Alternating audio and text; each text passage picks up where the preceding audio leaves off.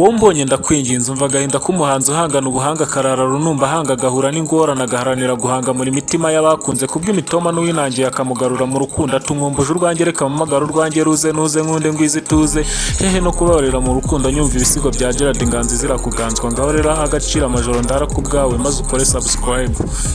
Yego ushobora kuba natanga ibinyura imitima yanyu ariko wibuke ibyiza birahenda wowe shyigikira umbaza ibyiza byose by'isi kandi ndajya ngaruka no ku by'iwacu ndetse ngugarure no mu bya kera ngucukumburire n'ibizaza maze nguzengurutse aho ushaka. Dore ndarira kandi ndahogorana agahinda ingorane zanjye nawe bireba ngikiza nuko nawe indi midena amajoro ndara nababuza gusinzira agahinda k'umusizi kamenywa n'amajoro yaraye ikaramu ihinda ishira amahindura indi wanabibona ukinumira ntunakore subscribe.